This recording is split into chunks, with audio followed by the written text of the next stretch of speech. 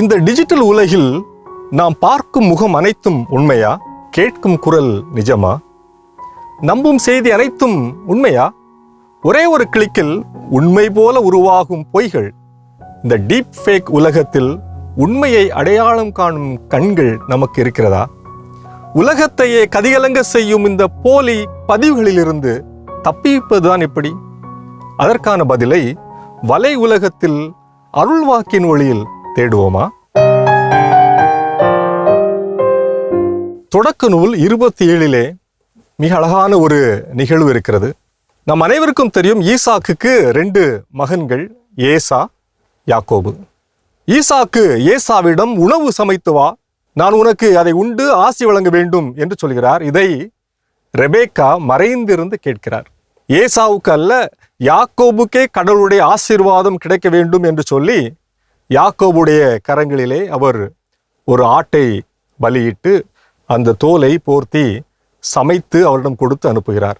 ஏசா வருவதற்கு முன்பாகவே யாக்கோபு தன் தந்தை ஈசாக்கிற்கு முன்பாக போய் நிற்கிறார். அப்பொழுது ஈசாக்கு யாக்கோபை தொட்டு பார்த்து சொல்வார், குரல் யாக்கோபின் குரல், ஆனால் கைகளோ ஏசாவின் கைகள் என்றார் ஈசாக்கு.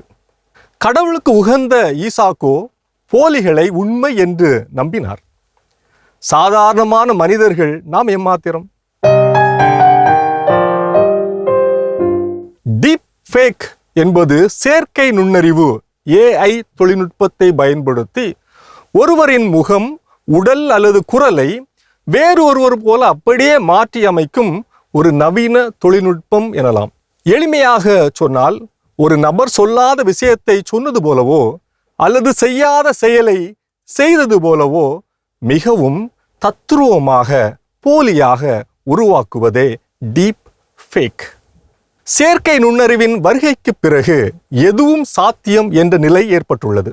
டீப் ஃபேக் தொழில்நுட்பம் மூலமாக யாரையும் யாராகவும் மாற்றலாம், யாருடைய குரலையும் மாற்றி அமைக்கலாம். சமூக ஊடகங்களின் வீடியோக்களை பார்த்து சிரித்து கொண்டிருக்கும் நம்மில் எத்தனை பேருடைய வீடியோக்களும் புகைப்படங்களும் இணையத்தில் போலியாக வலம் வந்து கொண்டிருக்கிறது என்பது தெரியாது. அரசியல்வாதிகள், திரைப்பட பிரபலங்கள், தொழில் அதிபர்கள், சாமானியர்கள் என்று யாரையும் இந்த டீப் ஃபேக் தொழில்நுட்பம் விட்டு வைப்பதில்லை. பிறரை மிரட்டி பணம் பறிப்பதற்காக, ஆபாச படம் தயாரிப்பதற்காக, அரசியல் குழப்பத்தை ஏற்படுத்துவதற்காக, ஒருவருடைய நற்பெயரை கெடுப்பதற்காக, மக்கள் மத்தியில் போலி கருத்தியலை திணிப்பதற்காக டீப் ஃபேக் என்னும் இந்த தொழில்நுட்பம் பயன்படுத்தப்படுகிறது. சமூக ஊடகங்களில் நம் புகைப்படங்களை பகிர்வதை தவிர்ப்பது நல்லது.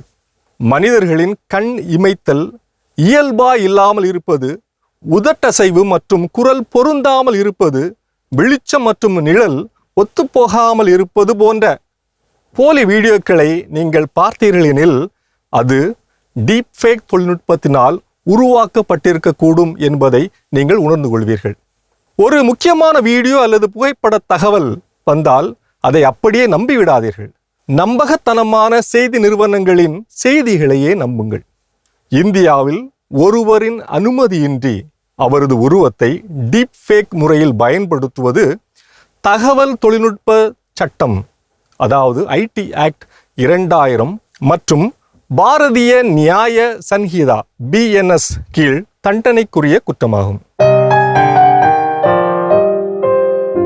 இந்த போலி உலகத்திலிருந்து உண்மையை பகுத்தறிவது என்பது நம் கண்முன் வைக்கப்பட்டுள்ள மிகப்பெரிய சவால் என்றே நான் நினைக்கிறேன். போலிகளுக்கு முகமும் முகவரியும் தந்த மனிதனை என்னவென்று சொல்வது? பொய் எவ்வளவு நுட்பமாக வந்தாலும் உண்மை ஒரு நாளும் ஃபேக்காக மாறாது. உண்மையை சோதிப்போம், பயிர்வதற்கு முன் சிந்திப்போம்.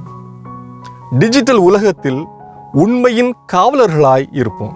நினைவில் வைத்துக் கொள்ளுங்கள், கண்ணால் காண்பதும் பொய், காதால் கேட்பதும் பொய், தீர விசாரிப்பதே மெய். இது வலை உலகம் 360 டிகிரி டிஜிட்டல் உலகிற்கான உங்கள் அகராதி.